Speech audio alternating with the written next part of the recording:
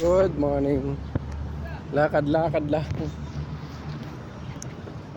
Kagabi kasi, yung motor ko, mga 2:30 yata yun.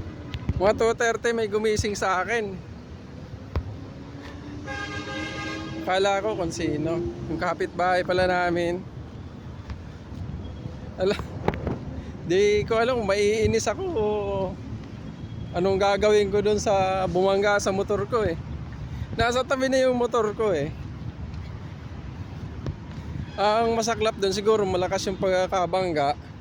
Siguro umurong yung motor ko mga sandi pa ata yun. Tapos hindi ko na siya na-videoan kasi nag-alala ako doon sa tagas ng gasolina.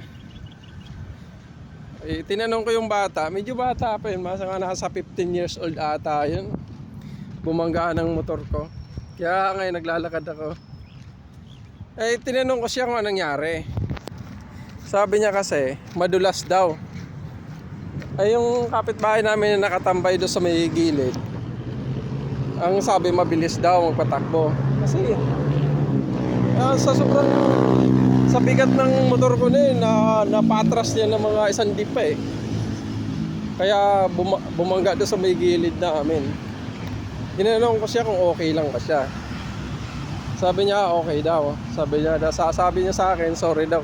Sabi niya sa akin sorry kuya kasi di ko sinasadya. Ayun na nga, doon na nga tayo sa hindi sinasadya. Sana naman dinahandaan niya lang yung papatakbo niya kasi subdivision yung parang iskinita lang yung sa amin eh. Maliit lang yung daan eh. Tapos basa pa yung kalsada. So anong gagawin natin doon? Ayun na. Sabi niya babalik daw siya para daw maareglo. Kaya sabi ko sa bata, sige bumalik ka. Nung bumalik siya, sabi niya, kuya kukunin ko lang yung yung takip ng motor kasi may dala pa siyang takip ng motor eh. Kung masaklap doon hindi sa kanya yung motor, sa kaibigan niya. So ngayon pinuntahan namin kanina ng umaga kasi di na bumalik eh. Pinuntahan namin, nagpasama ako sa kapitbahay namin kasi alam daw nila yung alam nila yung bahay. Pasama ako. Masaklap ito.